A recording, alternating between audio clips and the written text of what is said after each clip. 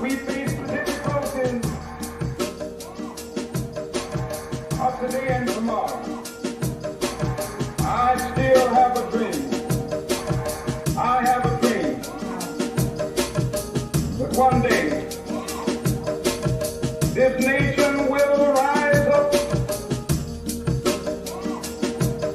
live out the true meaning of its creed, that all men are created equal. Get up, stand up. Stand up for your right. Get up, stand up. Stand up for your right. Get up, stand up.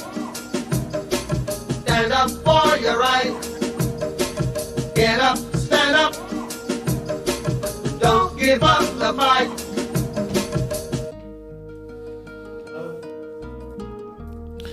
Hi, good evening all. I think today is 8 days till our elections, 29th of May. And tonight we continuing, Rod's Views is continuing our discussion with new entrants into the political arena, contesting elections. And tonight we're having a discussion with the leader and the founder of something called the People's Movement for Change, Marius Fransman. He's probably well known to a lot of people in the Western Cape and probably in South Africa as well. So Marius, I welcome to Rod's Views. I went a bit through your CV and know a bit of your background. So you were a teacher originally, isn't it? Yes, Rod, and also to the viewers. And I want to apologize. It's a bit rusty, my voice. I was yesterday in the Dorans and in Tozer when I was jolling on the dusty space there. I graduated in 1990 and got a diploma in 91 at the University of Western Cape. And then immediately thereafter, in 92, I went to the West Coast to a place called Vredendal. So my view was that I will help liberate South Africa, but then go into practice of education. Okay. So yes, that's what I've done. Okay. So you were a teacher, you recently a businessman, but in essence you are a traditional politician, having been a mayor when you were young on the West Coast. You were a MEC in the Western Cape government, and you were a deputy minister of international relations in the national government. And then on top of that, you were the leader of the ANC at some stage in the Western Cape. And you also served on the NEC of the ANC, that's correct. And some say that you were, or you still are, very close to President Zuma, who's now the leader of the MK party. But we'll talk a bit about that later. So that's a bit, is that in a nutshell? No, indeed. In a nutshell. Anything you want to add that you think people should know about yourself? No, I also just that I also served in NGOs. In fact, I was 25 when I was the mayor of the Vredendal area. But there was a 10-year security issues. At that time, Derek Anneken was the Minister of Rural Development and Agriculture. But there was a problem where tenure rights issues were not granted properly. And I actually resigned my position as mayor, and I decided to work a year and a half in an organization called Surplus People Project to help fight on behalf of our people. And then, as you'd know, I was the mediator for South Africa and for SADC to the Madagascar crisis. Okay. Oh, so you work for the Surplus People's Project. Yeah, That's a very good organization. I think I interact with them in another life as well. So, Marius, people are generally peeved off with political parties and the current lot that are there, as I call them. So why did you enter again after having left formal politics?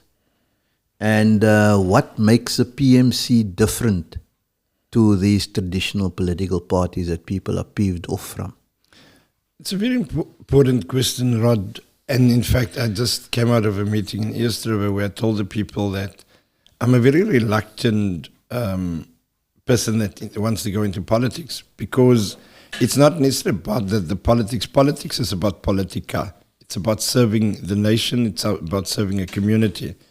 So I think the fact that politics has left that focus doesn't mean politics is necessarily wrong.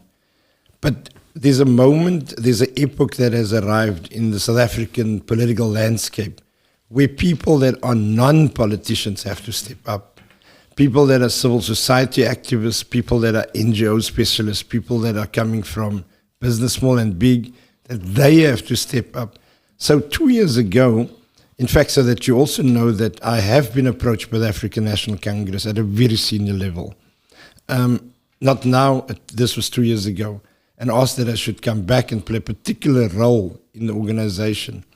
And this was my response. I said, this table is an interesting table. I know the table for at least 15 years of my life in government, but it's not anymore the table that serves our people. It's now the table that looks after the guys that have Gucci clothing, etc., etc.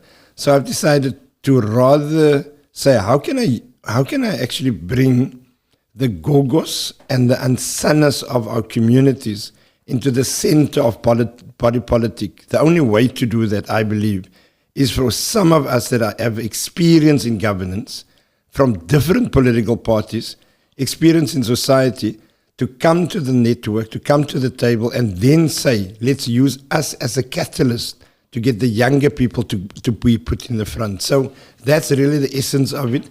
I also want to say that in terms of the word People's Movement for Change, I also had to accept that I've made mistakes, and therefore change comes from within, and therefore some of the stuff that we've done in the last 20 years plus, 30 years obviously not democracy, but me really being very active in the last 20 years, is the fact that there's certain things that I believe we also, and I also made mistakes. And unless we actually look at it in that way, then change will not happen, and that's why we formed the PMC. Okay. So can I follow up about that? There's a view that this is merely a vehicle for you to, at some stage, get back into the ANC and into some government position, a minister or something. So there's that view. And then linked to that there's a view that says voting for a party like yours is a waste of time. The latter part is the easier part. Voting for a new organization is critical in the future, but I'll come back to that. The PMC, I'm merely but the spanner boy. I like to say that I must be the spanner boy of this organization. We brought Dan Plato, and you are coming from a very senior space in government, in administration years back. Who would have thought that Marius Fransman and Dan Plato would have been in the same space? So what we've got Freddie Adams, we've just brought a councillor from East River, former councillor for 5-7 years of the DA today. So we're bringing different people from different backgrounds into the organization. What's the basis of that, Rod? The basis of that is to create what I call an intellectual bank of capacity, of experienced people in civil society, experienced people in governance, both politically and administratively, and experienced people in NGO communities and in business, and in particular small business. That's on the one side. Then we are bringing the younger generation to that same table. And we then have discussions and orientated through a more conscious level of engagement that we hope that will propel people into the future. So it can't be about a vehicle just to get me in government, because then I would have just gone back to the ANC, and I can guarantee you I would have received a senior position, senior responsibility of that, because that was offered to me. So it's not about that. It's about accepting that in a situation of the country where we've got 70% of our children going into grade 1, only 70% get into only 30% go to grade 12. That's a national crisis. It can't be business as usual. We have to change things. And I believe, and this is an important point about the new organizations, the past related to not a one-party state, but a one party that had 50% plus governing either the Western Cape or nationally or other provinces. If you go to Europe and you go to look at what happens in Germany, coalition governments, if you go and look at what happens in Malaysia, for the last 10, 15 years, you see similar trends. If you're going to go into the whole notion about Brexit, forget about the reasoning and the merits behind it, but Brexit is a movement approach to it. If you look at the Nordics and then what I am saying, the future of politics in this nation is going to be movement politics. It's going to be issue-based politics. So the PMC is not necessarily looking at it through the lens of ideological perspective, but we're looking at it through the lens of issue-based community concerns. And this is important. We've got, for example, an umbrella structure called the PMC. But in the PMC, we've got the various NGOs and then also political parties that has decided not to contest. One example is Basil Busman Jacobs, concerned residents of Drakensberg and Paarl. They've got 3 or 4 councillors. They are part of us. So there's different, it's kind of an umbrella body for various processes and issues, and therefore the organization is not about a vehicle. There was an argument where the vehicle, the PMC, is essentially there to help keeping in the hands in government, essentially there to basically help the DA in the future.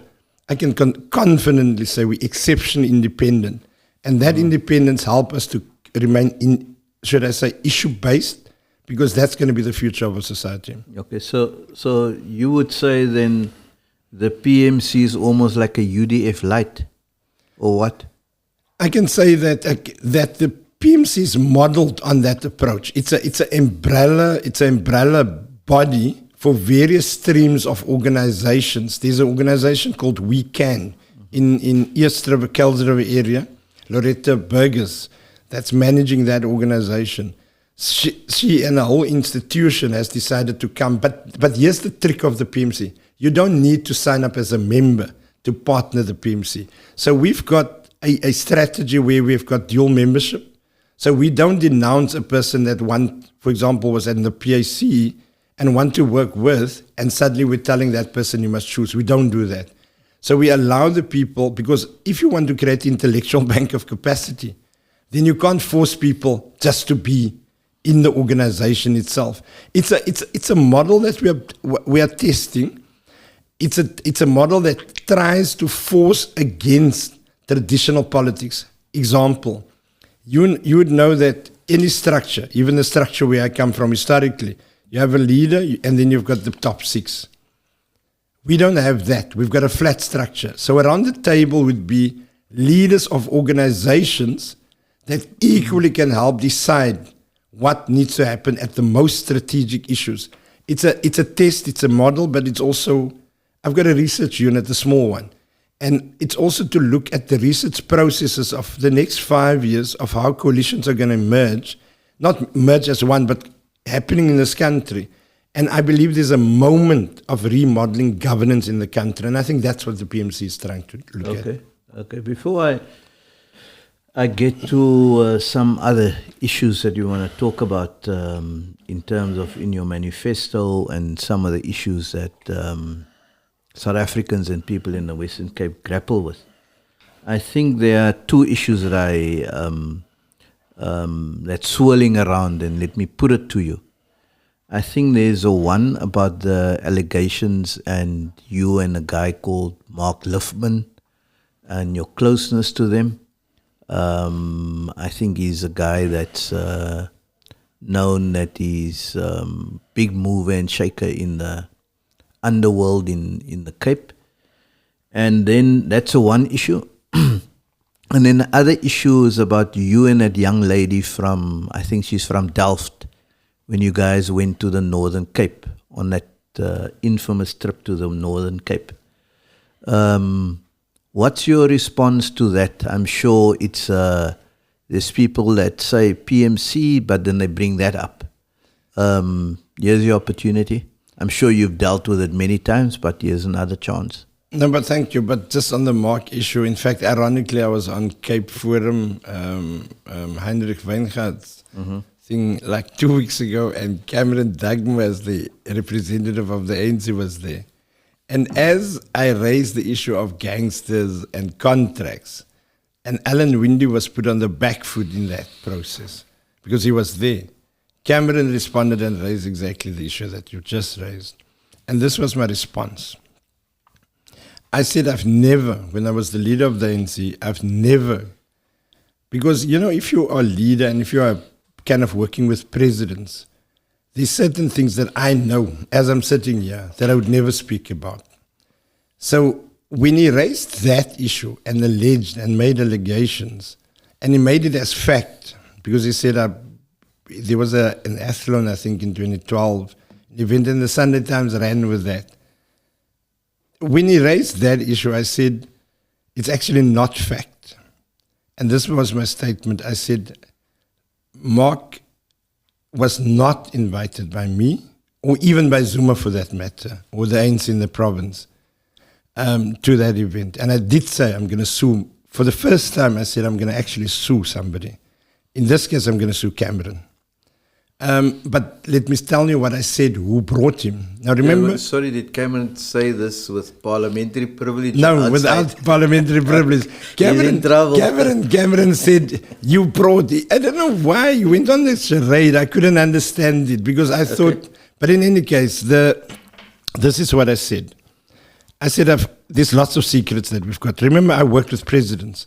There's certain things that I will always remain quiet unless one is in front of a legal issue. In this case, Cameron made a very bold statement. And I said, I'm going to sue him. And this is... Then I went on and I said, the person that invited Liftman was a woman called Mandisa Molokane. It was not me. Mandisa Molokane invited him. Mandisa didn't tell us that she's going to invite him. So, you know, there's 10,000 people coming. Rod Solomons is coming. No one would know Rod is coming, but Rod is there. Rod is in the VIP tent. There's an assumption who has brought him. Mandisa Molokane has brought him. I called Mandisa afterwards. Now, Mandisa is from Elita Labantu. She's a senior Women's League person in the African National Congress. When I got home that night, my wife said, you know, Marius, as if eerste keer, it's the first time that you're actually telling what really happened, even that you were viciously attacked on it. Liftman, by the way, also wrote a book years thereafter. And we also said it wasn't me, it was her. So I think that I just wanted to dispel that. But I must admit, Cameron called me 3 days ago. In fact, he called me that night, and I didn't know the number. 3 days ago, called me. And he apologized. He said he was wrong. And I said, Cameron, it's nice, personal apology, but you're going to have to make a public apology because what you said was public. It wasn't personal. It wasn't quiet. So I'm raising that because the Marius that was where people could just say what they want to, because I was a leader of the organization and I accepted that. That Marius is not necessary anymore. If somebody throw an allegation, I will go for the jugular. In the context of the 2016 moment, you must know, Rod, 2014, 2009, the ANC was down at 31%. 2011, I was asked to take over the process, and I was elected. In 2 years, we got 3.7% increase. So the collective, which I led, took the ANC to 33.7% in 2014. 2015, January, you would remember this, 70,000 people at Greenpoint Stadium. You would remember the DA went on a rampage against that process. Thereafter, I brought the Hamas delegation to Cape Town. In that year, it must have been in June that year, I was re-elected as the chair of the ANC against the wishes of people that was more aligned to Cyril at that moment. And they had to plot and plan.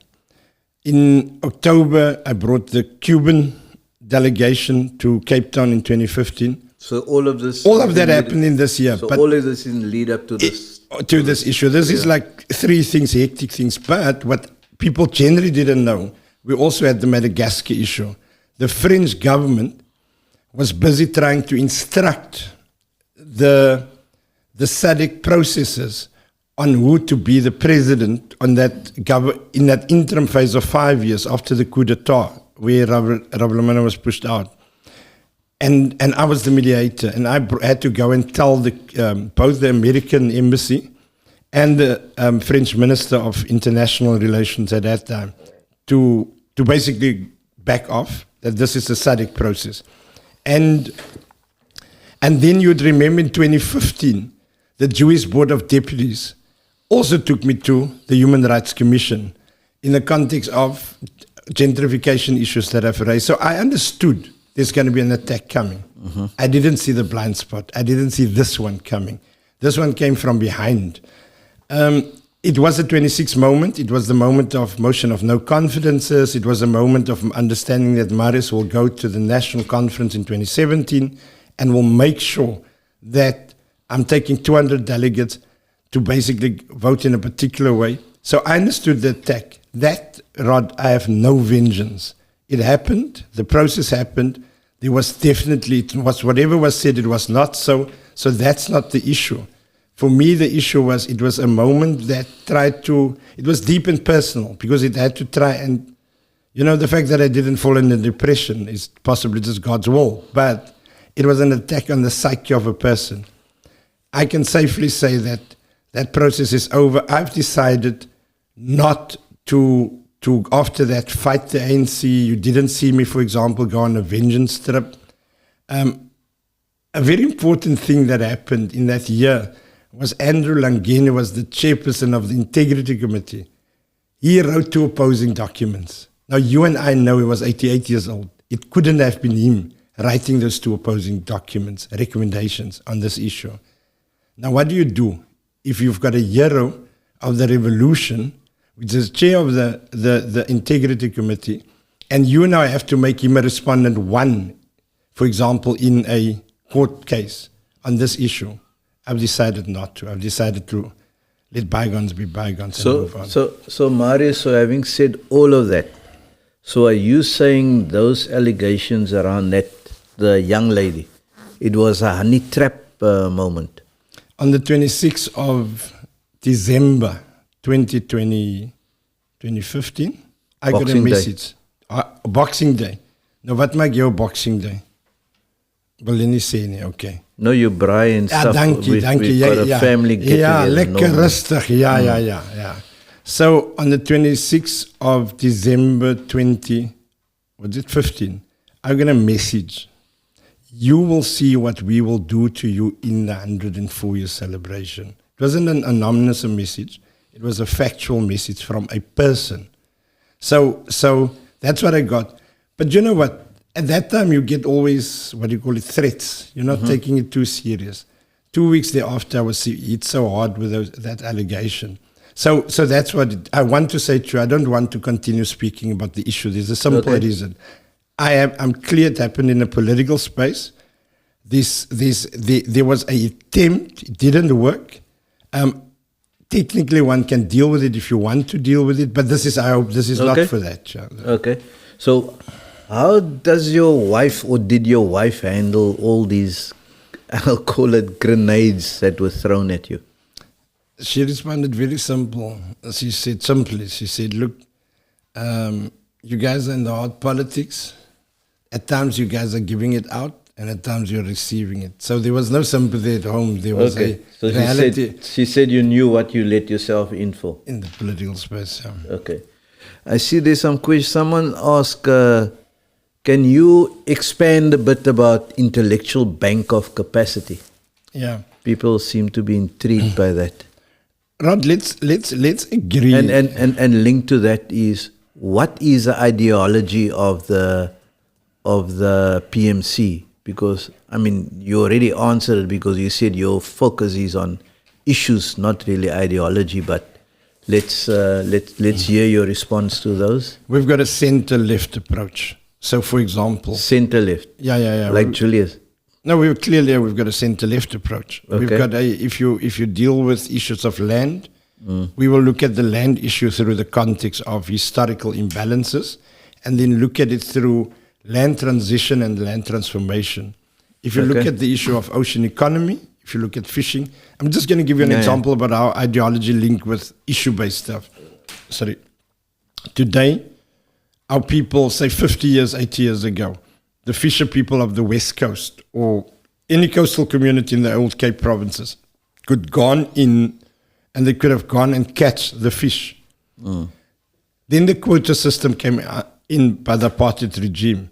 Then we, in the democracy period, and I say we as a governance, I was in government. It doesn't matter it's my fault or not my fault. But has perpetuated the notion that big fishing companies can go deep sea, but also inshore. But the subsistence fisherman, the informal fishing person, couldn't anymore go inshore.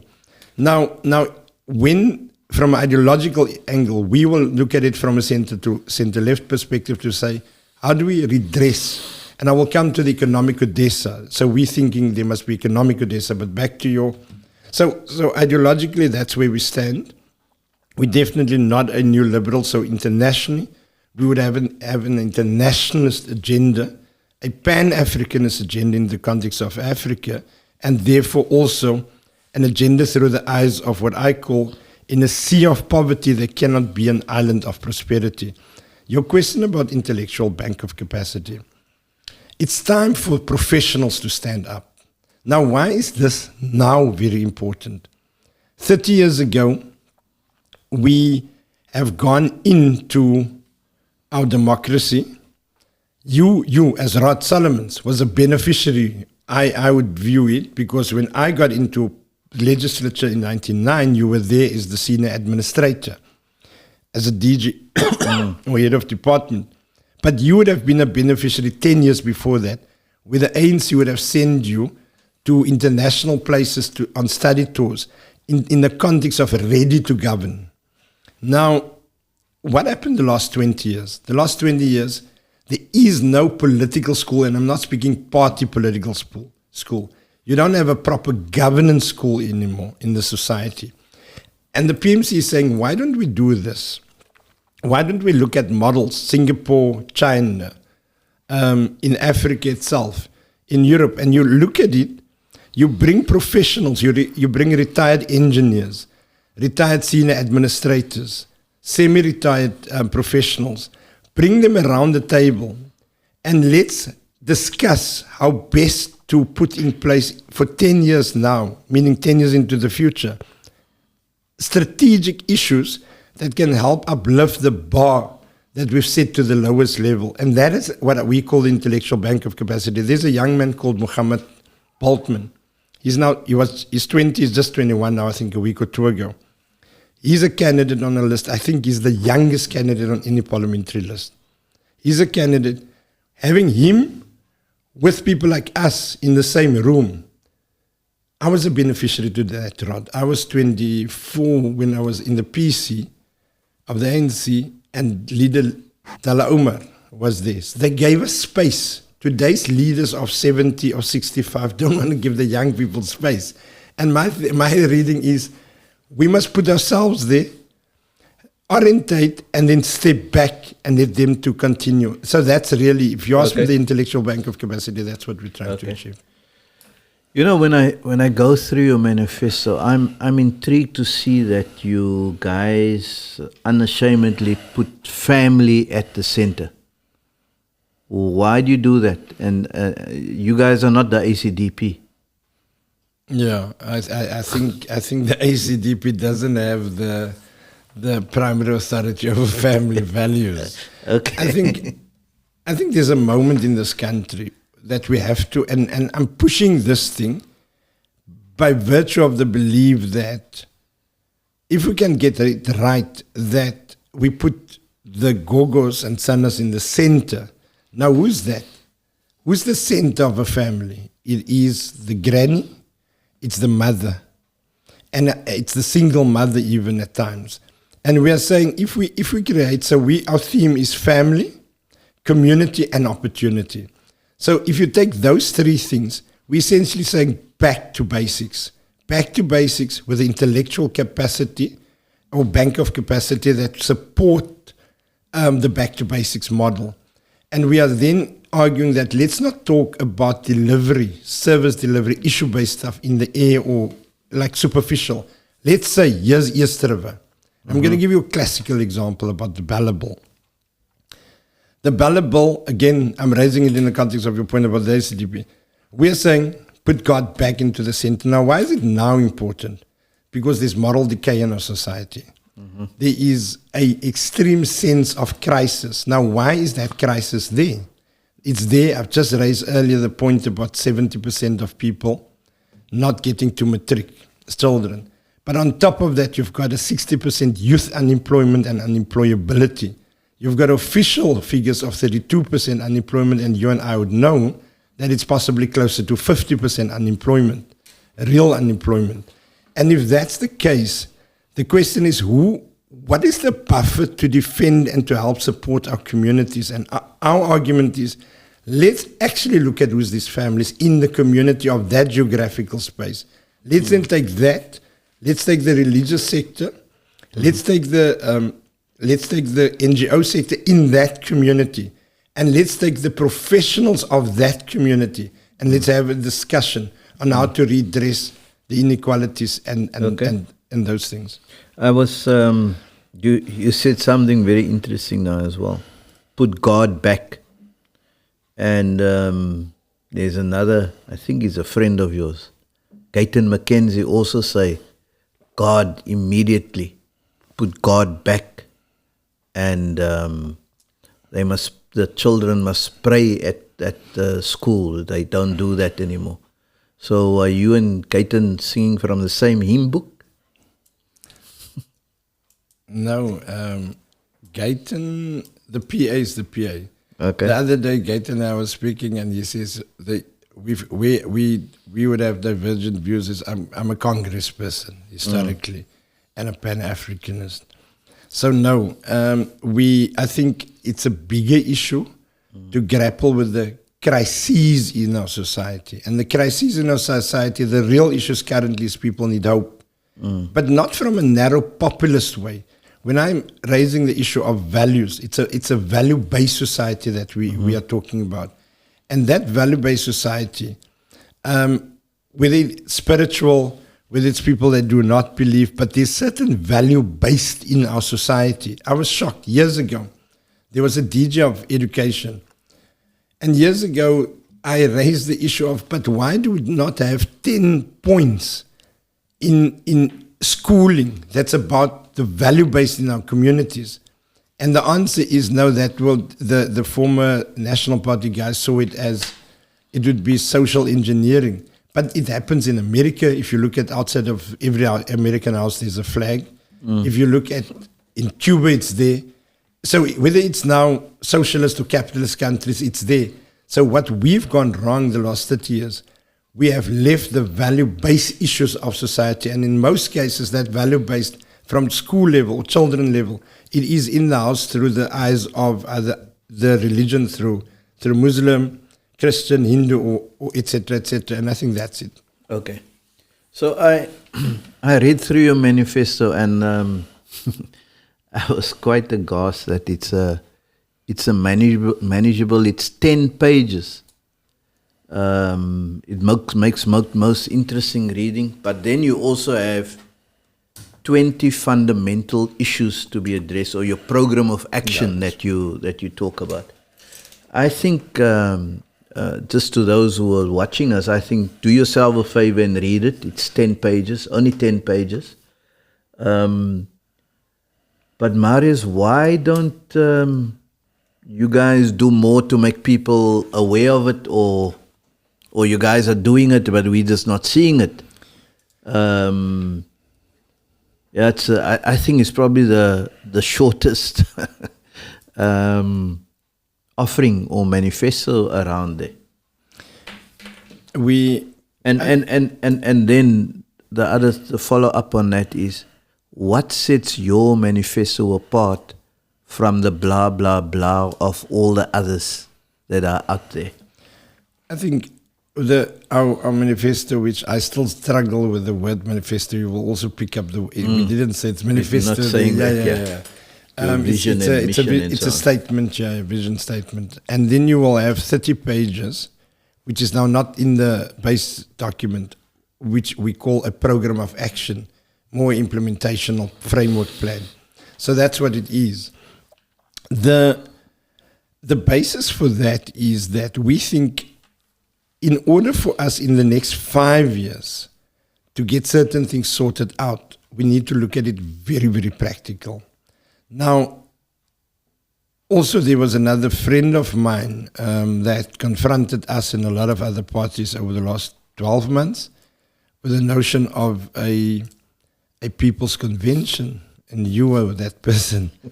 So you'd remember there were certain very practical issues that flowed from that discussion.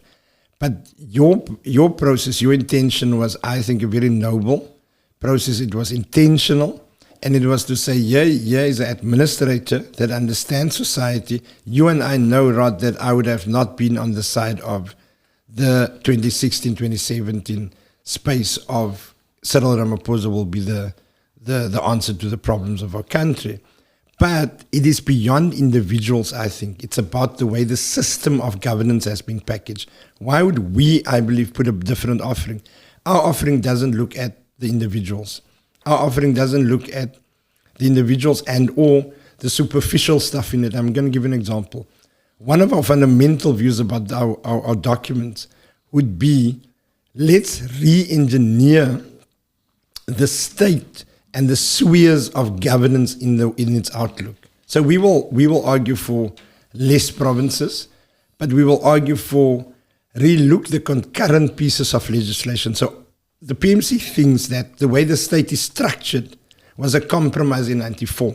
Mm-hmm. And if it was a compromise in 94, the question is, how do we use the reality of a new dawn in this country, and I'm not speaking the Cyril new dawn, but I'm speaking about the new space that we are in, of coalition politics. Can the PMC add value by bringing intellectual capacity together, then force a discussion on managerial level, less mediocrity, on managerial level, high in professionalism, and then put forward ideas around the way the system of governance is structured, that we must relook at that. That gives you one example. I just wanted to say about the economic codessa. We believe that it doesn't matter what we do, unless there is an economic codessa, meaning unless we look at South Africa through the lens of the economy and the inequalities of South Africa, then we will mess on the fringes of trying to do things and playing around with loose things. And therefore we put the issue of economic codessa right in the center of this discussion. Okay. So you say that this is not about individuals and so on. But some people would say that this is a Marius party. And that you don't really have other leaders, but you have a few, and they call them has-beens, that have regularly jumped ship all over the show. And they've not joined you. You've mentioned Dan Plato. You've mentioned Freddie Adams. There's Sammy Claassen, and probably a few others. What's your response to that? Whilst when you said initially that it's not about individuals. Yes, because there's thousands and others there that if I mention those names, people don't know. That's why I started with the word Ansanas and Gogos, the ordinary people. They the center of it. I'm mentioning names to show that even leaders from other parties has also come onto it. But the bulk of our leaders are actually just ordinary people that people wouldn't know. But the people that do know them is the people in the communities, in the structures of the communities. For example, we have a very clear view about the pre-1913 land legislation, the reopening. So the descendants of the Khoi, key issue for us is the national question. But in the context of the Khoi and the descendants of the Khoi, if that is so, then the question is, who's these individuals? These individuals are not necessarily known by society and by the media at large. And what we're going to do the next couple of years, we're going to put them into the center, we'll put them forward. You would pick up, there's a person called Omar Sartin. He's from Knoflokskraal. He's also in the community in Athlone. We've put him into a debate. Now, he's done well there in the debate, but we also said we threw him into the deep end. But we're going to put people into the deep end. They must swim, And through that, we're going to train, retrain, and reorientate them. So I can comfortably say we've got a mixture of different people. On the issue of some of those individuals that has moved around, Sammy Klaas is a case in point. Sammy, I think people like that has built experience up. I must admit, I was one of those that actually asked him. I didn't ask him to go to the DA. I was very angry when he went to the DA. But I must admit, I had a hand in to say, go and see what happened in the PA. So he didn't really want to go to the PA.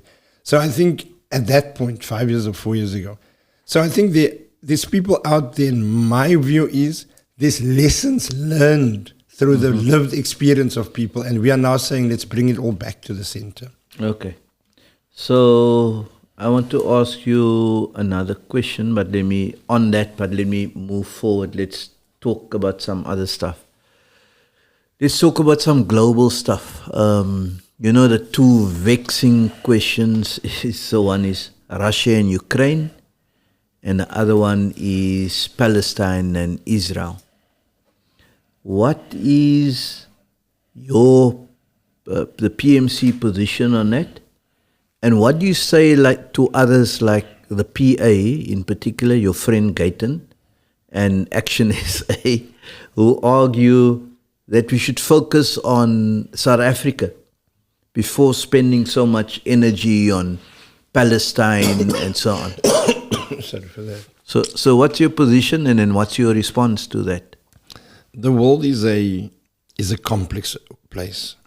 South Africa, I'm going to give you, in 2014 to 2016, there was a few coups d'etats happening in this world. 10 years before that, you would have had military coups d'etats. In the more recent time, you are having ICT, social media coups d'etats. So one of the coups d'etats that happened, slabang, when the 2014 moment, 15 moment in South Africa happened, was in Brazil. Lula was put in jail for corruption, which we knew it wasn't so. And there was a right-wing government put in place by the US. It's only if you unpack those issues properly. The French government, 60% of the economy of France would collapse immediately if they do not have that 99-year lease agreements, and if they don't manage still the finances of the Francophonian countries in Africa. So the world is complex. In 1945, the United Nations was put there to protect the poor nations, the weaker nations from the stronger nations. Mm-hmm. We have the Bretton Woods institutions, also from the 40s. You have in the early 70s, you've got suddenly the dollar being the underbelly for oil in the world. So you're sitting with all these complex issues. So a world order was created linked to the IMF and linked to the World Bank. What is the PMC's view? The PMC's view is let's strengthen the South relations. Let's also equally argue that human rights abuses on one side is equal to the human rights abuses on another side. What does that mean? Ukraine and Russia. The real reason what happened in 2014, there was a coup d'etat in 2013, 2014 in Ukraine. A puppet leadership was put in place in Ukraine that had to essentially help the West and NATO. In the last few years, before the kind of conflict that took place there, in the last few years, the NATO government, NATO, plus those governments representing NATO, they've encroached through Ukraine onto the borders of Russia. Why was that? Because Russia and China have started the BRICS countries. And the BRICS countries essentially was there to essentially put an alternative in a more fair-based developmental approach to the economy and to opportunities, interrelated opportunities. So that's what happened. And therefore the counter was an attack and an encroachment, and then Russia had to respond. So I'm very clear that and if you look at what happened, is the responses by the West onto that issue is completely different to the responses of the West on the issue of Palestine. So here you're sitting with, and I want to say, you just mentioned Gayton earlier, my friend, I differ completely on the issue of Palestine. PMC is differing completely on that issue. Why is that so? because I was there. I was in Jerusalem, I was in Ramallah, and I was in Gaza. And I can safely say, I'm speaking years ago, I can safely say it is an open prison.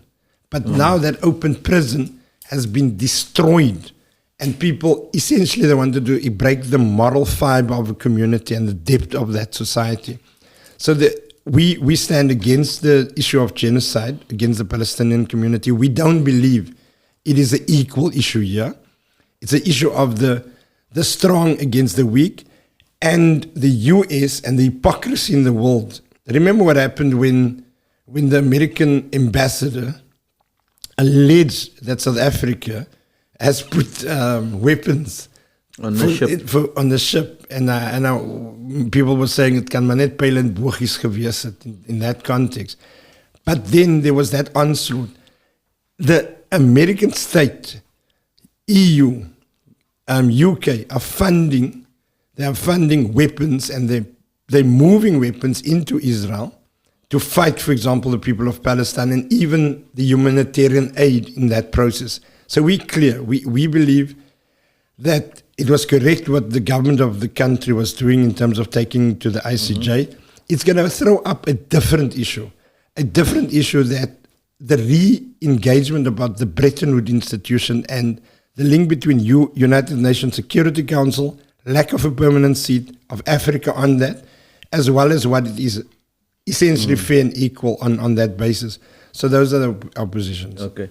So let's... And sorry, you asked the question about people that says, but local. But what about local? A child in Bonteheuwel, Rod, that cries because there's murder, there's gangsterism. A child in Palestine and a child in somewhere in Libya, it's the same thing. The point is, adults, governments have to relook its attitude on that. So we do not make, and I've got one of my local heroes was the former president of the MJC president, Maulana Hendricks, if you remember, he's late now.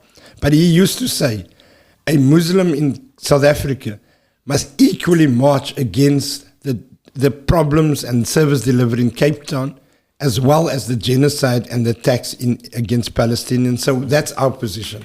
Okay.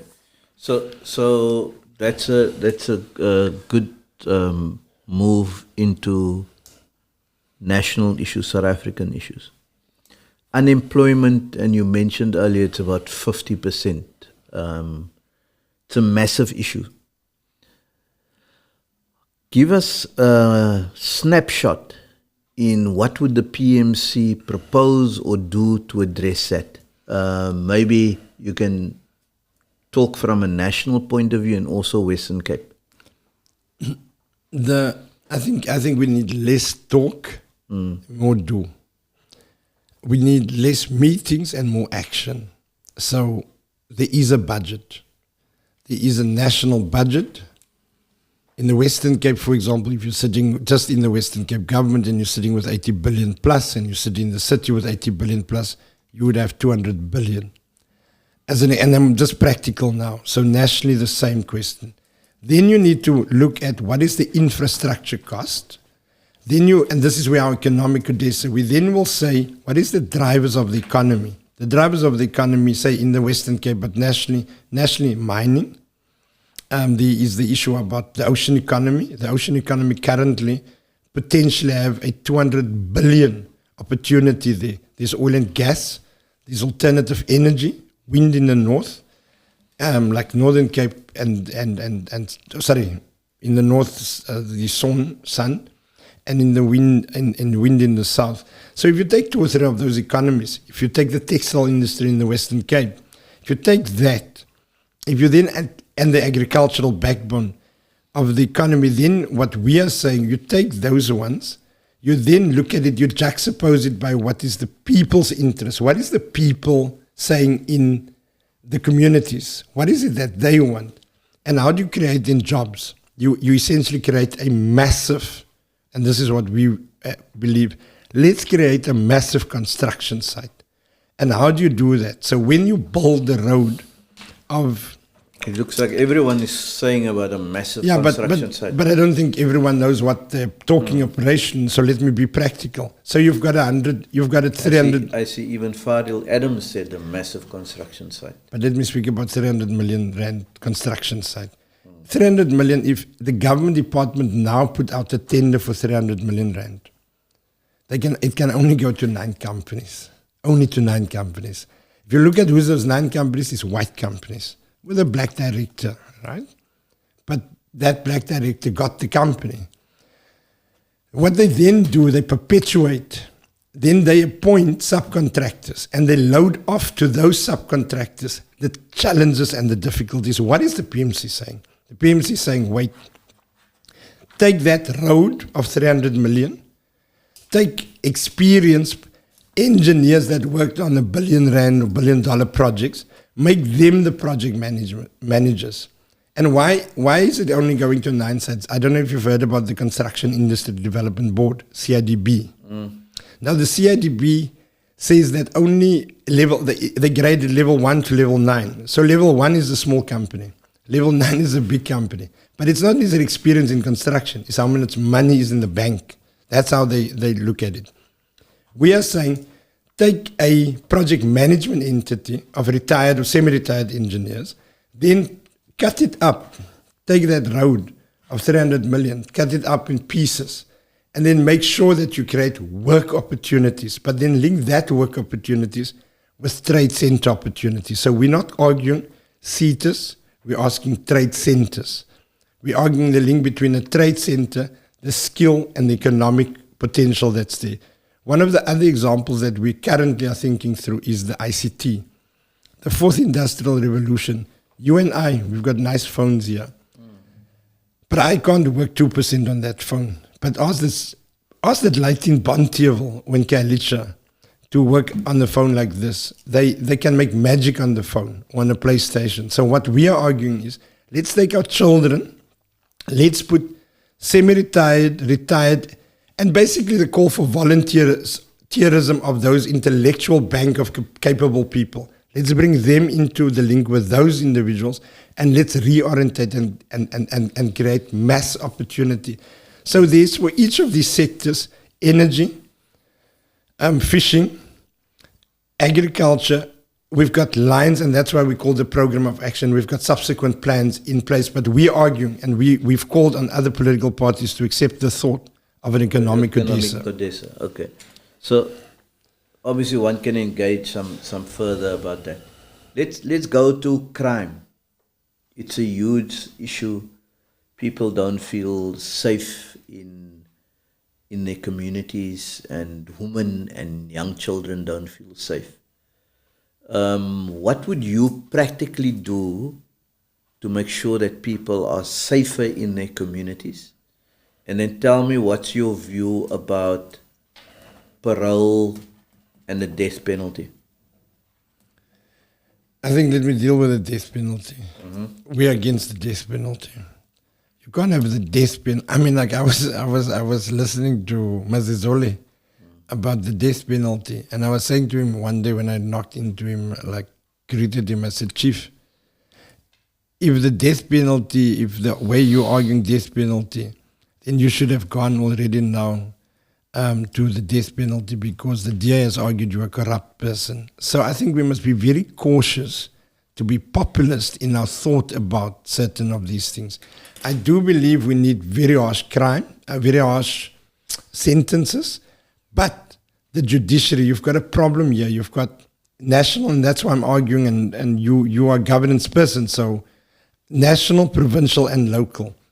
If you have a beauty contest between these 3 spheres, no, we can do this better than you and that one, that is wrong. Take the party politics out of governance. That's what we are arguing.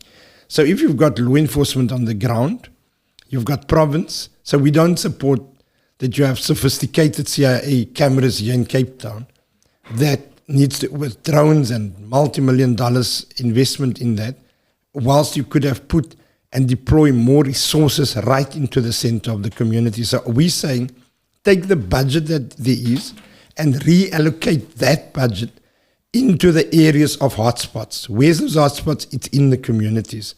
A second thing that you must do as a state, we have to essentially take the community, and I'm going to consistently talk about a community. That's why family, community, and opportunity. Let's do a run through in the flats of how many of the people are unemployed. So take Manenberg. The state could have by now take every household in Manenberg, check who's working, who's not working, what is their skill, what is not their skill, who's in prison, who's not in prison, and then work. Take the Department of Community Safety, take the Department of Social Development, put the integrated plan process together, and re-engineer the support mechanisms behind that. And take in those areas opportunities for what I would call the informal traders, the hustlepreneurs of our communities. Take those communities where they are selling fruit and veg, for example, and put in place a support mechanism for that. If you take what happened under the apartheid regime, if you take the Carnegie report of the 1930s and 40s, here the white, the Afrikaner, the poor, what do you call it, the blanke vraagstuk, the poor white railway worker got a piece of land. With the land, the University of Stellenbosch was created. Then an agri-co-op was put together. And then Volkskas was put there to give them the support. So what am I saying? If we really want to deal with crime, it's a socio-economic reality. So on the one side, law enforcement. On the one side, make sure that the judiciary, for example, and prosecution and all of that happens, and strengthen that, and make sure there's integration in all of that. But try and get politics out of it. I've seen, you're sitting now with a situation where a president can have, if you now have 10,000 USD walking around, then you're immediately criminal. If you're sitting with 3 million USD in the furniture and it's known, law enforcement doesn't act, that's having politics in the center of law enforcement. And I'm arguing, put that out, and let's go to the baseline of the causes of crime. And in Cape Town, Cape Flats, in the rural communities, it relates to the socioeconomic issues. Okay. So I think you touch on it a bit. So what's your view about this thing where so many millions, tens of millions are spent on fighting crime with technology in Cape Town? I think they're doing it for different reasons. Mm-hmm. I think they're not focusing on crime in terms of, because otherwise crime would have fundamentally reduced. Who's they? I'm speaking here, J.P. Smith and others. I'm speaking the city of Cape Town. Okay. You see, you've got a real problem. The fact that they have they've gone to the US 10 years ago to say they're going to come up with models to reduce crime. I don't believe it's in the interest of the DA to reduce crime, Rod. Because if the interest of the DA to reduce crime in Cape Town, then you would have had significant reductions in crime, simply because the communities are structured. There's an entry point and there's an exit point. So, for example, take the tenders in housing in the city of Cape Town. How do you as the state say, okay, you are now putting cameras in and drones, and then on the other side, you then give tenders to gangster-related companies. Now, clearly the vetting process should have picked that up, but it continued over many a year. And that's the issue. So you literally institutionalize, and that's the biggest concern for me. And that's partly why I'm reactivated also, political space. I think there is a strategy globally, and in particular parties, to find a Colombian style of governance in this country, where government is being controlled by the underworld. And I think we must push against those type of things. Okay. And those are some of the issues that we are dealing with. Okay, that's another interesting discussion. It's a pity someone don't want to come on the show, because I'd want to pose that to him. What's your view about some of the people who say we got to throw the foreigners out of South Africa. Foreigners must be thrown out of South Africa. It's a wrong view. Mm-hmm. The notion where there are illegal immigrants, whether people that comes here illegally to smuggle and to do all wrong things, that's clear. The law is there, and what we must get right is the border controls, must get right the inter-sphere governance, law enforcement modeling. Those things must happen. However, when people raise those things, they're not really speaking about that. It is a populist view to try and invoke interest of people to vote. So that's my concern. And I'm even going to deal with it with my former home, the ANC, when the former premier of Gauteng consistently raised that issue, which I was shocked, because if there is not an answer to say our people are unemployed. What premier of Gauteng? It was it David Makura, the former. Makura, Yeah. yes. We've picked up tendencies of xenophobia there, because suddenly they had to, before an election a few years ago, argue it's these Zimbabweans that comes in. Now the issue is, when South African politicians in government doesn't have answers of unemployment in their communities, they blame the foreigners. The irony is they're not blaming the European foreigners that comes in. It is basically just a black issue. So our position are, we are against the notion of populism in this. We believe we must take the Somalian community. The Somalian community internationally has an expertise when it comes to trading. We must get our Kailicha and our Bonteheuwel informal traders to sit in one room with them, and then they must share how they get that right, and we must share ideas, those traders, those informal traders, and they must look at models of integrating the business. And I want to tell the South African community that in SADC alone, there's 350 million people. There's 15 to 16 countries. In Africa, there's an intra-trade agreement that's signed. So if you are a business person in South Africa, in Cape Town, with a small transport logistics company that can move apples, you can literally move apples to Angola through the intra-trade agreement, and there's opportunity in that. So I think where there's illegal foreigners, whether it's white or black, I think that's wrong, and that needs to be dealt with. But we are saying you can't just go into a person's shop and then essentially bully them, for example, and rank them because you're assuming that they are illegal in our country. I think that's wrong. Okay. Let's deal with the issue of equality and the position of women in society. What's your view on gender-based violence and the treatment of women and young girls? What would the PMC do? The PMC is saying that we have to have a desk. In our case, we've got a few desks. One, we've got the indigenous desk. Okay, we must have it. But remember, government has got desks as well. Yeah, but we're not speaking here about the desk for the sake of general desk. Let's hear. Because here we've got an indigenous desk, we've got an Islamic desk, we've got a Christian faith desk, we've got a desk dealing with human central issues, including GBV. So last week there was a discussion. I wasn't there because I was out in the rural areas in Springbok.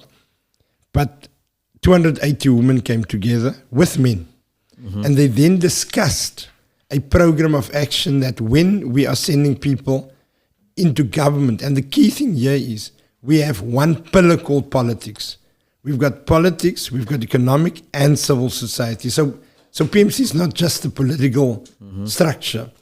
And then looking at areas and opportunities that we can redress. And we've believed, as the youth structure of the PMC, they rolled out a sanitation process in communities for young people. At schools this year, we've started that process as well. And then the key thing is NGO connectivity. It's a network, and it's a paralegal support structure, and it's an advisory support structure. So we're looking at an advisory, legal advisory, and paralegal support units to those structures that can help them and interface them with the various departments and the governance structures. But that's outside of us being in government. This is the current machine that we are basically putting forward. And therefore, so we're very clear. If you look at the police stations, if you look at how police are, should I say, trained or retrained in the context of GBV, the issues that they're confronted with, those are all practical issues that we are looking at.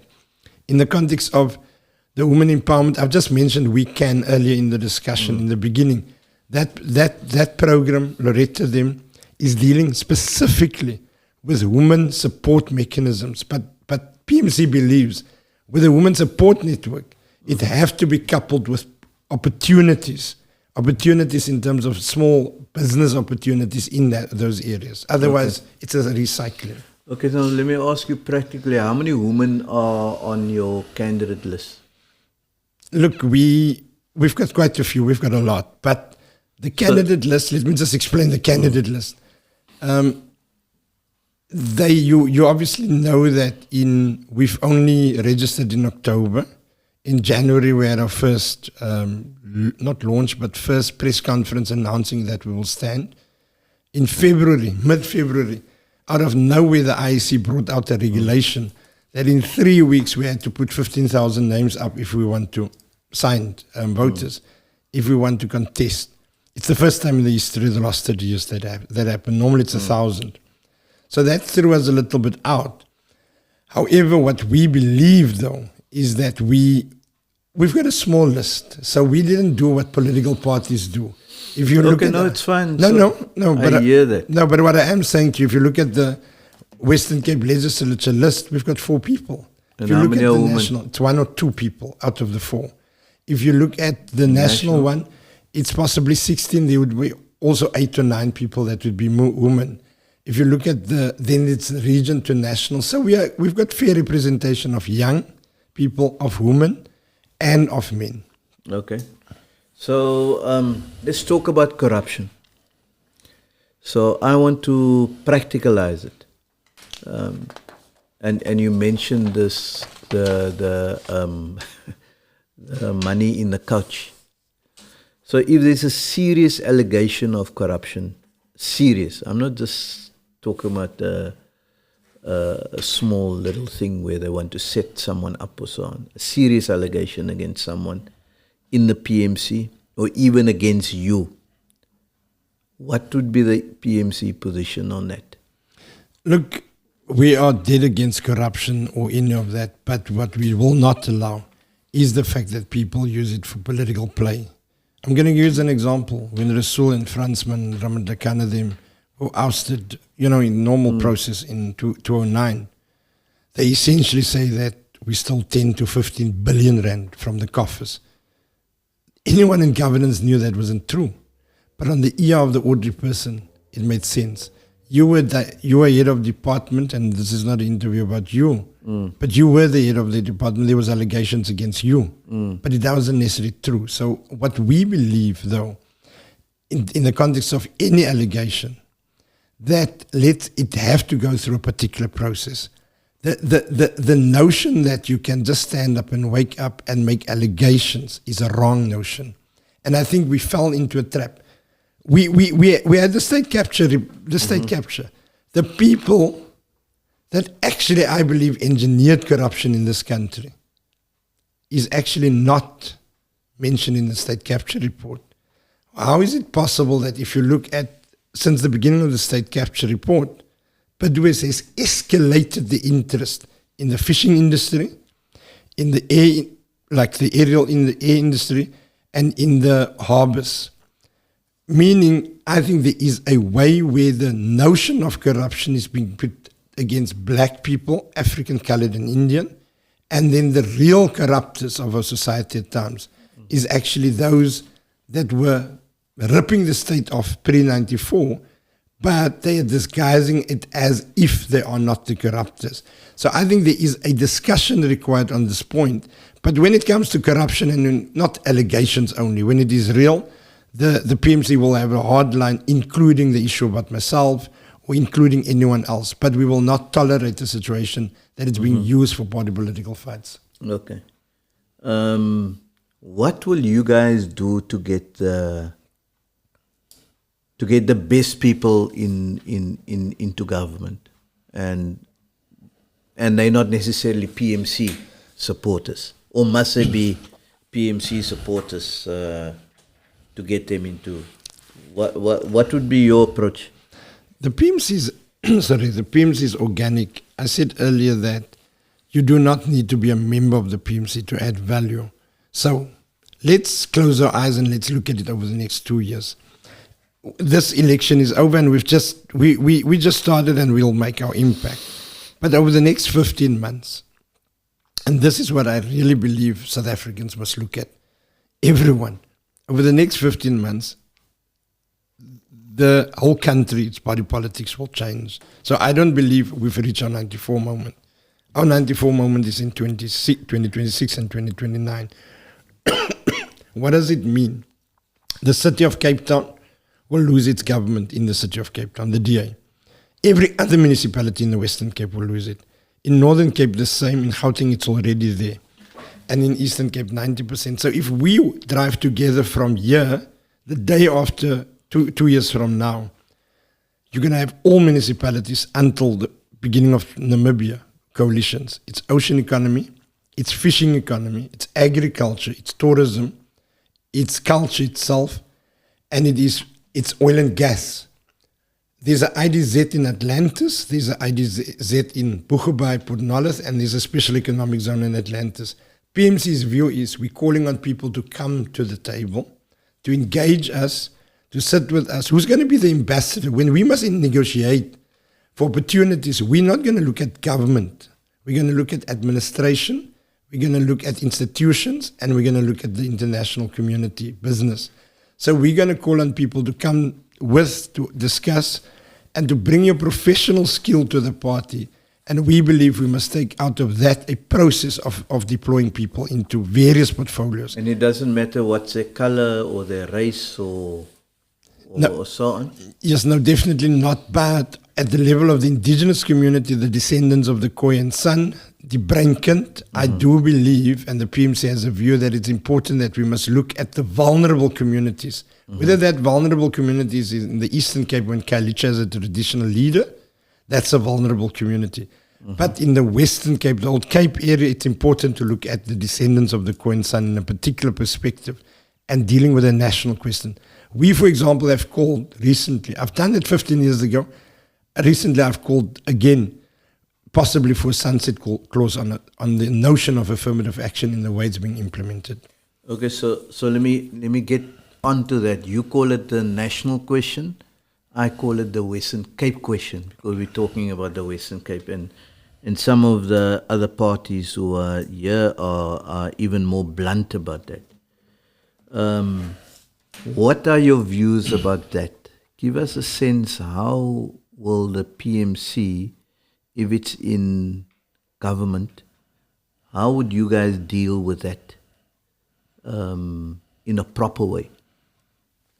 If you do the analysis now through the current pieces of legislation, you're going to see that in management, both in the private sector and middle management, and in the public sector, provincial government departments, city, as well as national departments in this province, 70% of it is essentially white management. So what we've seen is that there is not a redress in the proper context. What are we saying? We are saying that as you said, you call it the Western Cape question, you're sitting with a national minority in a province of the Western Cape, which is in this case a provincial majority. That brings obvious contradictions. Our position is that at all levels, so if in a factory, on a farm, in the municipality, or also, for example, in private and public sector, that in the localization area, your deployment and your appointments must reflect the geographical area and the issue of the demographics of that area. So if you are in Saldanha, and you're then deploying people into Saldanha Steel or the IDZ or the harbors, then you must reflect there, right there, the issue of demographics of the local area. That's our position. We do think, though, that, so we're against this thing about national demographics in the context of deployment. We also think the way the implementation of the affirmative action is taking shape it is actually counterproductive because it comes from the focus, and that's where the ANC went wrong some years ago. Not in the 80s, I'm speaking some years ago. The ANC introduced in the constitution a notion, blacks in general and Africans in particular. Now, are you black? Am I black? Am I African? Am I not black? Am I not African? Those are all contradictions. So when it goes into policy formulation of the state, it goes in the wrong way. What we will say is that in the Western Cape, the majority of our people are people descendants of the Khoi. And we are saying that then there must be a special focus of empowerment and affirmation of the Khoi, not against other demographics in this province, but in a sense inclusive, but in the center taking that into account. So if you just, because I want to step off that, but if you do that practically and you say the management is 70% white, and in order to do that, so you'll have to dismiss, 50% of those white managers? It's not even an issue of dismissing, it's an issue of sitting around the table. I'm going to give an example. You would remember this person, Jackie van Heerden. He was the chief director in the provincial department of provincial government. Is he not going to sue you if you mention his name? No, I can mention his name confidently, and confidently I can mention his name. So Jackie has never really applied for senior positions beyond chief director, etc., etc. And Jackie, when I got into the public works and transport portfolio, I looked at the roads budget and I said, but here's a 1.5 billion road budget. And I looked at the management and I said, but how is it possible that only 4% of that road budget has gone to women enterprise development? Mm-hmm. The answer was they don't have capacity. And I said, but Mr. Jackie, are you not supposed to help capacitate them if you are the chief in that office? The end result is, and that's the irony, the end result is I instructed my department head, that time Tami Manyati, that I want a development plan for South African women in enterprise development. The next morning, 2 days thereafter, I got a call from the late Graham Power Construction. You know what that call was about? That call was, hi Marius, you know that we had a bit of an issue with your head of the roads. And I said, yeah. And then he advised, kan ons nie op Sondag, ons is mos almal Christene, kan ons nie Sondag dit uitsorteer by Brian nie. I put my phone down and I told Zaid, my office advisor, that actually now we actually just dealt with the issue of where real capital is being dealt with in terms of the private sector and the public sector there. Why I'm raising that story relates to the fact that if you put it properly in the development plan, you take experienced engineers, even if they're white, experienced managers, even they're white, you take them and you remodel them into the communities. I would want to experience some of that 30% extra, take them right into Kailicha, place them there with the architects that just came and interns, and then work and reconfigure Kailicha, reconfigure Cape Flats, etc. There's one program called Mazakiziswe Center for Excellence in the Western Cape government. 2014, Zilla announced that it's the best program that the province have. That program was started in 2005 by myself. What we've done, we brought, obviously didn't say then it was, they made it was their program. But we took young people, poor young people from communities, we trained them at the universities, engineers, architects, etc., and we placed them with professional experience. So we can replace. It's pragmatic. We mustn't be shy to it. And it's not a question of just throwing out the baby with the bathwater. How would you narrow the divide between rich and poor and white and black in this province? I believe, Rod, it's possible, but there must be a will to do it. I think we are overcomplicating certain things. So let me give an example. I'm I'm just going to use because I now know the figures in this space. Take Khayelitsha.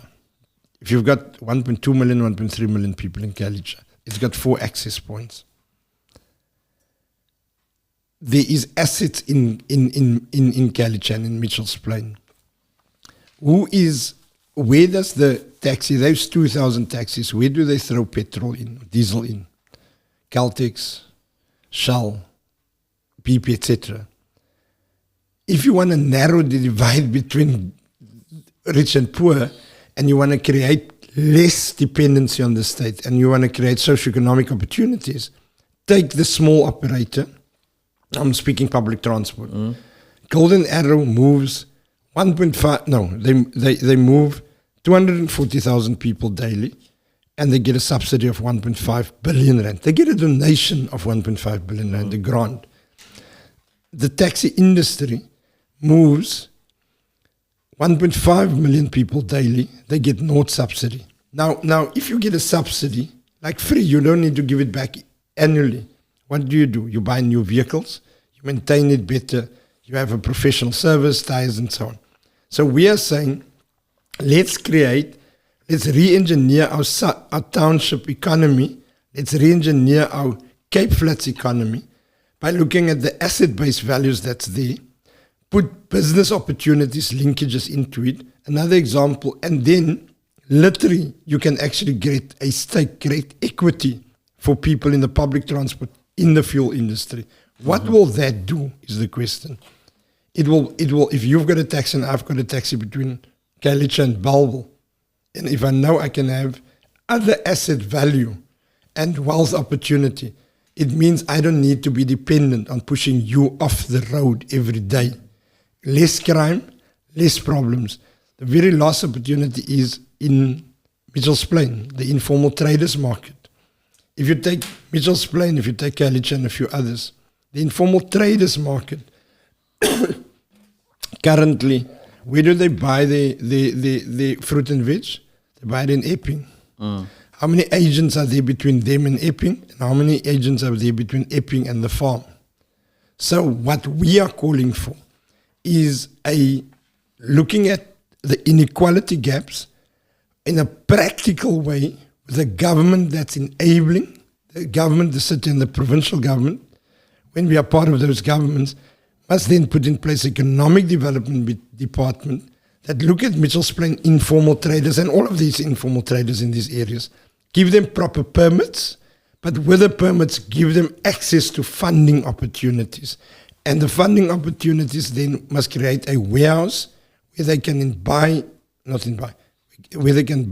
in bulk directly from the farms as well. So those are the innovation ideas that we've got. We almost, I think we ran a bit late, but we're almost done. It's about just maybe two or three questions. What's your view, quickly, about the Western Cape arguing that they want more powers from national government?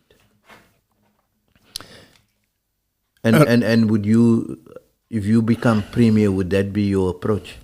Rod, I do think there is I don't believe it's an issue about powers only. I think you're going to hear me consistently speaking is the practicality of an intergovernance model. All the institutions are there. What you need, you've got MINMEC, you've got the Presidential Council, President, Premier, and you've got the ministers. Now, if you take the politics out of that, you literally would be able to discuss. So take public transport, take roads, and what is public? It's a rail, it's a road, it's air, and it's sea. But in this case, Cape Town, you've got the rail and the road. If you've got a minister and the DG, and the MEC and the DG and the MACO member, when they sit around the table and they know it's in the interest of the people that they serve, it's not even about powers and functions here. It's about the will not to play politics with each other, not to try and outshine each other. I do believe there's certain pieces of concurrent pieces of legislation that must be reviewed. So whether it's in the health sector, whether it's in public transport sector, etc. So yes, I've got a view that there must be certain functionalities reviewed in the overall context of the Constitution in terms of powers and functions. But we didn't go through every little detail of that yet. But as the government is changing over the next 5 years, because of coalitions, I think it's a good opportunity for professionals to start looking at that issue. Okay, so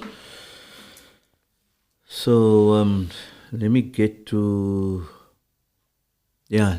my sense is no one is going to get outright majority in the Western Cape. That's my sense, and that's a sense of others as well, starting to believe that as well. Who will you work with? And you spoke about coalition governments, etc. And some of us are talking about government of national unity or provincial unity. Who will you work with, and who will you not work with? Remembering what people are saying, that some people are actually saying that Dan Plato is with you because you are a project of the DA. And you guys are being funded by people who are funding the DA. And you know there's a view about you and the ANC and MK with Zuma now. And you also previously were linked with Gayton Mackenzie. So you are friends and so on. So give people who's listening here a sense of post 29th of May, who will you work with, who won't you work with, taking a whole range of things into account, their position on Palestine and all kinds of other stuff. So yeah, let's hear. Okay, so just to say that, because you consistently raise,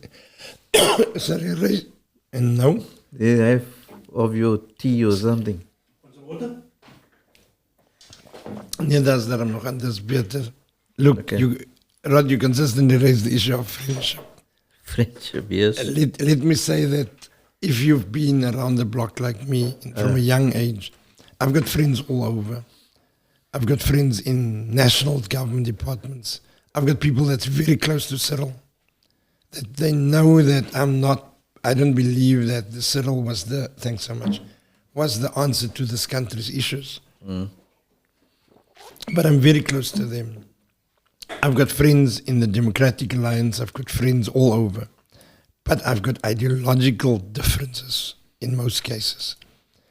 And one of those, and I've got political differences. One of those issues, it's simply like when it comes to Zionism and the issue of genocide against our people in Palestine, the PMC is very, very clear.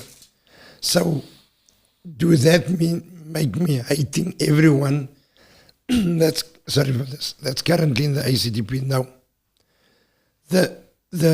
I've never been any other member of any other party than the African National Congress up till now. Sorry for this. I did say this is going to happen. So when it comes to... Yeah, when the tough questions come, then it happens. Yeah, that's only if you spin like you were trying to spin. Told you I was in what's that place in the Dorans? This stuff. So just to finish the point, we think, and it's something that we are pushing as a PMC. We're saying to people, the majority of people in the PMC must be people that's normally in politics. It must be people that were not in politics. So we're pushing an agenda that we can try and get people that was not in politics into the space, so that they are helping those that were in politics to direct where it must go to. That means if we then look, jammer, praat gou 'n bietjie. No, it's fine. Okay, you can come back to that. Give us a sense, who fund you guys? You know, it's expensive to this political campaign, and I see this. You guys got quite some big posters around, quite a lot of them. So who pays for all of this? Yes. So let me just get back to your question of coalitions.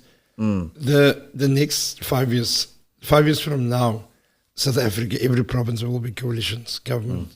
We're calling on people to get involved, and we will preferably stay out of any coalition now. We hope. So 29 May, no coalition, you guys are not engaging in that? We don't engage. We've been invited to quite a few discussions previously. We're not currently. We believe there's certain fundamentals. One of those fundamentals is going to be the issue of reopening the pre-1913 issue for the COI. Another fundamental will be those that would agree with us in economic Odessa. Another issue would be the question about the notion about the global world order. There's certain things locally and service delivery issues. But so we will engage, and we hope that there can be a middle layer of a pact with new formations putting together to engage the bigger ones. I am concerned, which will help us. I believe the ANC and the DA is discussing quietly things. In the Western Cape? Or nationally? Nationally, for the Western Cape as well. So, when that happens, the PMC will smile, because it will be the time when the ANC will lose votes in the next 2 years. The DA will lose votes exponentially to the Freedom Front and all these other parties, including to us. So the jury is still open on must the PMC. Remember, 5 months, it's kind of would be a miracle if we get seats in the province and national because we are 5 months old. But because Che Guevara argued that as realists we dream the impossible. So PMC is dreaming the impossible, and we will get it right. Our people will vote for us, and we will get in. So then only we will decide what we want to do. What I can say safely now, we're not Bossa, we're not Action SA, we're not Mzansi Rise. That will get, the call from a funder to say you must do this and that. We're completely independent. We don't get funds from the ANC or business there, or from people linked to the DA, or business in that relation. We're completely independent. Because if we are to fight for the Ansanas, for the poor people, and push them into the center, we can't sit at the table then where they will be screwed over in that way. Now funding, every poster that you see costs close to 50 Rand, as you would know. So if you've got posters, if you've got pamphlets, if you've got T-shirts, it's a lot of money. Up to now, I was for 4 years in business, but I also had a pension. I was 18 years in Parliament, 15 years a MEC and minister. I had 1 or 2 business interests, small, and what we've decided to do is to say, let's put our own money in. It will not be as easy because after the elections, we're going to have a lot of debt because we're funding it ourselves. We've got a few people that that have contributed. No big funders, no Oppenheimers, and no, Santon Boy Club, none of it. So that's why I'm saying we're quite independent. What I must say, the blessing is that some people gave us credit. So a lot of our posters is on credit. We literally were able to get it without paying upfront. So I think there's blessings. And then the one thing that we got right is we asked our ordinary people to donate 50 Rand, 100 Rand, and 1,000 Rand. And, if you get 1,000 people donating 500 Rand is 500,000 Rand. If you're doing twice or thrice, you get to a number. So those are the stuff. But if there is anyone out there, if we had 1 million Rand, we can easily fill up any stadium. Okay. Yeah, and that's another thing. I don't know whether you fill a stadium determines how many votes. Definitely not. Definitely not. So we'll watch that with interest to see how many votes those who had full stadiums would get. So there would be there's now a discussion and coalition and all of that stuff, and miraculously you become the premier of this province. What would be the 3 things that you would almost immediately want your government to focus on to give people a sense that there's a new sheriff in town? we will immediately use the spheres of government and command a meeting with the provincial departments, the city, and all national departments in this Western Cape. And we will say, youth unemployment is a national and provincial crisis. Then we will bring business together in less than a month, because it's easy to do that. All the business that have links with EIAs for development, we will bring them to the party. We then will sit them down and say, any developments that now can take place must be coupled with inner city redevelopment for affordable housing. What does it mean, Rod? They must get approvals by the province and the city on EIAs, right? So I'm not speaking about plans in 10 years' time. People say those policies must be changed. It's not true. Meaning it's there, you can do it, you can use the existing framework. Then all that you need to do, you need to say, if you sign off a middle and higher income, these gated communities, if you sign that off in Constantia, with that you must sign off at least a X percentage of affordable housing, which is not RDP houses, that will be funded by those developments and their profits in those areas. Those are the practicalities of what we are putting forward. So, affordable housing, dealing with the backyard dwellers issue. Then, I did say the construction site linked up with unemployed young people and skills transfer and skills enhancement will be a real big issue, and the issue of public transport as well. Okay. Thanks, Marius. The final question. You guys are almost a party for the marginalized, the poor, and including the middle class that are squeezed. Yeah. Can you give me what's the price of maize meal? 2.5 kg. Nee, ek het geweet jy gaan met die vraag vra. Ek weet nie, ek het geweet jy gaan met die vraag vra. Now let me say that we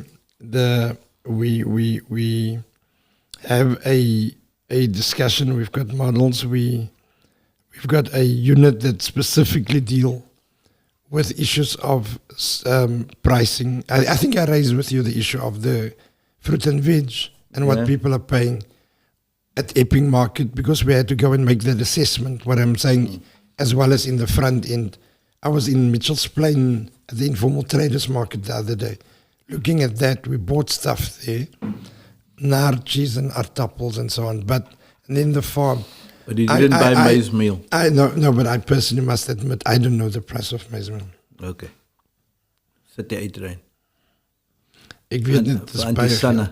Anti-Sanne sal jy daai kan bekostig met dinges. But I think we've just said the middle income. Our concern is also, Rod, that the middle income is becoming poorer because of the job losses that's occurring in our country. And they're going to lose over the next few years jobs, and that means houses, assets, etc. And we think if we can have a discussion with people that is losing the opportunities, that they don't get into depression, that they don't go and decide to hang themselves because of that losses. We think there's an opportunity to bring their skill to the table to look at opportunities of re-engineering business. Thanks, Marius. We went a bit on. I think there's another question. So this guy say the PMC is a think tank, essentially a think tank, and whether you made use of your media company for any such initiatives and so on. I don't know if you want to respond to that. I think briefly. Thank you for that particular question. Rod, the entity that I had over the last 4 years in the media we didn't play party politics at all. Even now in the last 12 months, I decided not to use it at all for the space. But what I can say is last year there was a documentary on TV called the Kuku Saga. It was an 8-week episode. It was unearthing through anthropologists, historians, researchers, the issues amongst the Khoi and the San communities. It was a very well-rounded production. It replayed on SABC2 in September last year. The way we've packaged that, we took young people that was trained into the process, and the experienced people like Johan Abrams used to work for me for those 4 years. And we literally developed, should I say, high-quality production. And we've trained our people into radio broadcasting, etc., as well as film broadcasting. Just the one thing that we now just finished a production called Pinky the Movie. It's about rugby transformation, and soon we will release that as well. Okay, thanks. We going, Marius, thanks. We always end with, we call it the feel-good moment. Nantal, yeah, so this Saturday, I call it one of my happy places. So I walked along the Atlantic seaboard. It's one of the things that I like doing. It was a beautiful day on Saturday. So as I walked towards Sea Point Pavilion, and then I saw a lady, young lady. I heard this person singing, and I go and she sings and so on, etc. And I got to hear, that's a clip of this lady, and an amazing voice. Do you know what? She was homeless, Sure. this girl. She apparently slept in the company gardens. Sure. So this just made me feel good to see this talent amongst our people. And she sings. Yeah, let's, shall we listen to her a bit? I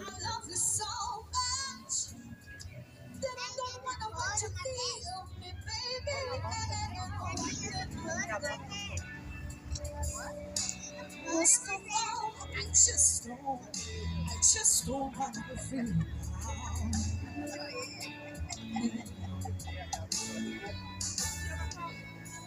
I was shocked to the guilty girl.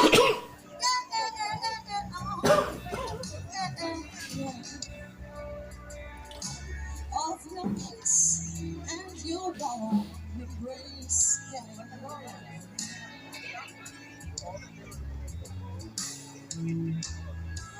When that reflection in the glass that I had to my lips, no baby,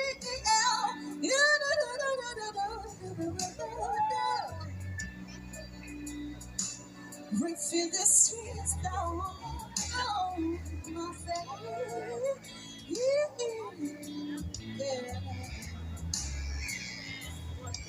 And baby, Well, that's that lady. As I say, our people have talent. We just need to unearth them and give them opportunities. So Marius was all the best for the rest of the campaign. And let's see. Maybe you guys will have one or two people in either the provincial or national parliament. Thank you so much, Rod. And also thank you for just being a voice for presenting to people. I just wanted to say, Bella, I don't know if you know Bella. She's also, she's joined the PMC and she's singing now with us. When I look at that, those are the people that we want to, and thank you so much for also what you do to society at large. Okay, thanks people. That's us. We got our, everything's going to be all right. Okay. Don't worry about a thing. Every little thing gonna be alright.